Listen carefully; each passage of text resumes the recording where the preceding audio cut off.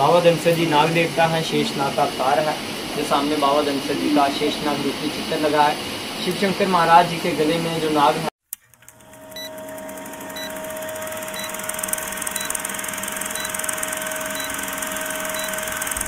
কিছু কি বুঝতে পারছেন আজকে আমরা কোথায় এসেছি? তাহলে চলুন আমার সাথে জেনে নেওয়া যাক। হ্যালো মাই ইউটিউব ফ্যামিলি, কেমন আছেন? আশা করি সবাই খুব ভালো আছেন।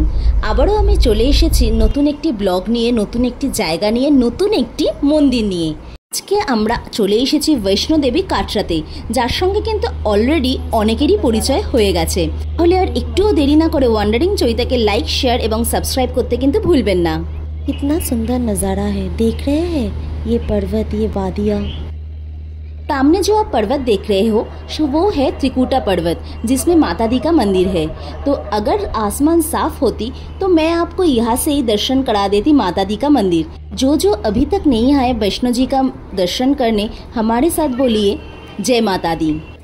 माता दी आप लोगों की सबकी मनोकामना पूर्ण करे।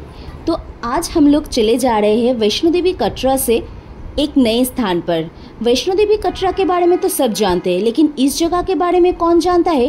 मुझे थोड़ा कमेंट करके बताना। কাটরাতে এসেছেন আর বৈষ্ণোদেবী যাবেন না তা কি করে হয়? কিন্তু তাছাড়াও এখানে আরও কিছু স্থান দর্শনীয় আছে। তার মধ্যে একটি হলো করুয়া গ্রামে অবস্থিত বাবা ধানসেরের মন্দিরটি, যেটি কিনা কাটরা রেলওয়ে স্টেশন থেকে 14 কিলোমিটার দূরে। কাটরার কাছে করুয়া গ্রামে বাবা ধানসেরের একটি ধর্মীয় স্থান সালাল ড্যামের মধ্যে অবস্থিত। এটি জম্মু ও কাশ্মীরের শীর্ষস্থানীয় তীর্থস্থানগুলির মধ্যে একটি ও বৈষ্ণোদেবী ভ্রমণের অংশ হিসেবে অবশ্যই দর্শনীয় স্থানগুলির মধ্যে একটি।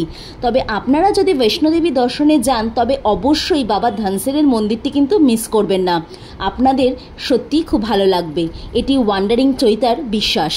তার আগে কিন্তু অবশ্যই ওয়ান্ডারিং চৈতাকে লাইক, শেয়ার এবং সাবস্ক্রাইব করতে কিন্তু ভুলবেন না। আর নতুন যারা বন্ধুরা এসেছেন তারা অবশ্যই জেনে নিন, ওয়ান্ডারিং চৈতার সাথে থাকলে আপনি কিন্তু অনেক ইতিহাস জানতে পারবেন পৌরাণিক স্থান সম্বন্ধে।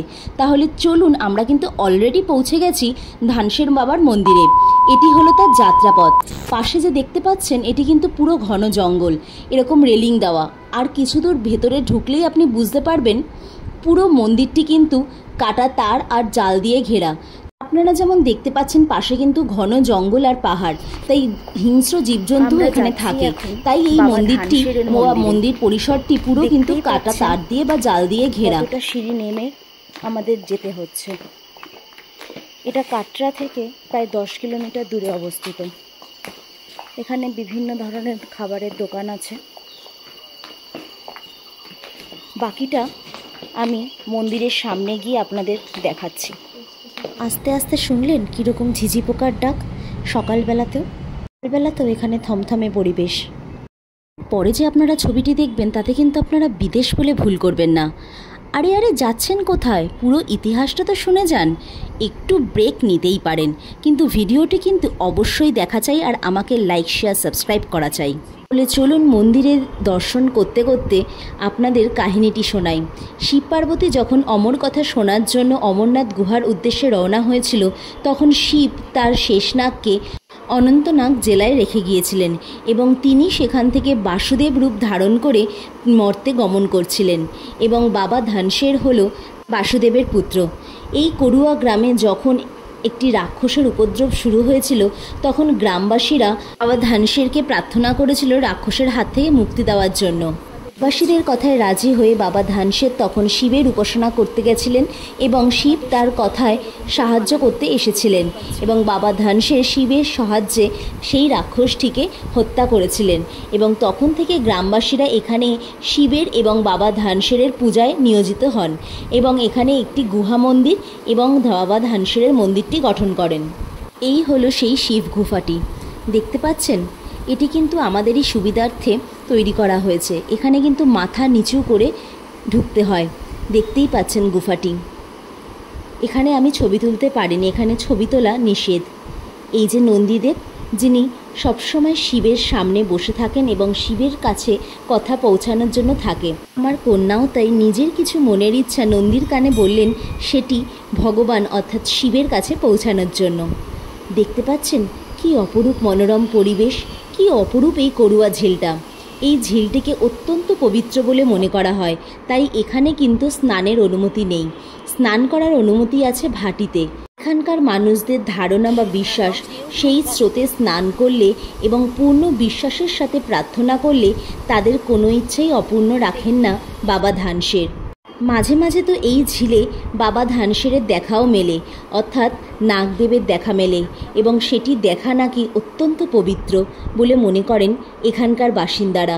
আর তাছাড়া অনেক ছোট ছোট জলপ্রপাত বাবা ধানসেরের গুহা থেকে হাঁটার পথে তৈরি হয়েছে, যা পরে গিয়ে বানগঙ্গা নদীতে গিয়ে মিশেছে। প্রতি বছর এখানে মহাশিবরাত্রিতে মহা ধুমধাম করে মেলা আয়োজন করা হয় এবং দেশ বিদেশ থেকে প্রত্যেক প্রজাতির মানুষ এখানে আসে বাবা ধানসেরের মন্দিরে পুজো দিতে। আমরা প্রবেশ করলাম বাবা ধানসেরের মন্দিরে। দেখতে পাচ্ছেন কি সুন্দরভাবে সাজানো, কারণ আমরা যখন গেছিলাম সেদিন থেকেই শুরু হয়েছিল অমরনাথ যাত্রা। তাই অমরনাথ যাত্রা যারা করতে যান তারা মাতা বৈষ্ণোদেবী এবং এই মন্দিরটি অবশ্যই আসেন। তাহলে আপনারা যদি কোনো সময় কাশ্মীর যান বাবা ধানসেরের মন্দিরে কিন্তু অবশ্যই যাবেন। তাহলে এখন শুনে নিন পুরোহিতের মুখ থেকে বাবা ধানসেরের কাহিনী। भोले बाबा के भक्त हैं, 12 साल भोले बाबा की भक्ति की। इन्हीं की भक्ति से प्रसन्न होकर भोले बाबा जी सामने गुफा में प्रकट हुए अपने परिवार के साथ। जब बाबा जी को भोले बाबा के दर्शन हुए तब उनकी जटाओं से गुप्त गंगा की धाराएं गिरी। ये जो आप बाहर झील में जल देख रहे हैं ये गुप्त गंगा का जल। बाबा धनसर जी कहेंगे आज भी हमारे बीच इसी झील में विराजमान है। आए दिन अपने भक्तों को साक्षात नाग रूप में दर्शन देते हैं। यहाँ की सबसे बड़ी महानता ये आज तक कोई बाबा जी के दरबार से खाली हाथ नहीं लौटा।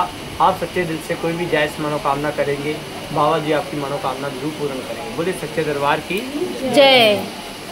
जय बाबा धानसेर की जय। কেমন লাগলো বাবা ধানসেরের কাহিনীটি শুনে পুরোহিতের মুখ থেকে? এরকম আরও নানা তথ্য জানতে অবশ্যই কিন্তু ওয়ান্ডারিং চৈতাকে ফলো করতে হবে, লাইক শেয়ার এবং সাবস্ক্রাইব করতে হবে। ও হ্যাঁ, এই যে শিলাগুলি দেখতে পাচ্ছেন এই শিলাগুলো কিন্তু মান্যতা অনুযায়ী এই বংশের পুরোহিতরাই তাদের সবথেকে ছোট ছেলের উদ্দেশ্যে এখানে রেখেছে। আর এই যে নামগুলি দেখতে পাচ্ছেন এগুলো কিন্তু এখানে আসলে অর্থাৎ কাটরা জেলাতে আসলে অবশ্যই দেখে আসতে ভুলবেন না। তাহলে আমাকে কিন্তু অবশ্যই লাইক শেয়ার এবং সাবস্ক্রাইব করতে ভুলবেন না। আর ওয়ান্ডারিং চৈতাকে অনেক অনেক ভালোবাসা দেবেন, তাহলেই না আপনারা নিত্য নতুন পৌরাণিক কাহিনী সম্বন্ধে অবগত হবেন। তাহলে আমার চ্যানেলটি অর্থাৎ ওয়ান্ডারিং চৈতার সাথে থাকবেন, ভালোবাসবেন আর তাকে অনেক অনেক লাইক শেয়ার সাবস্ক্রাইব করে সবার মধ্যে ছড়িয়ে দেবেন। Thanks for watching.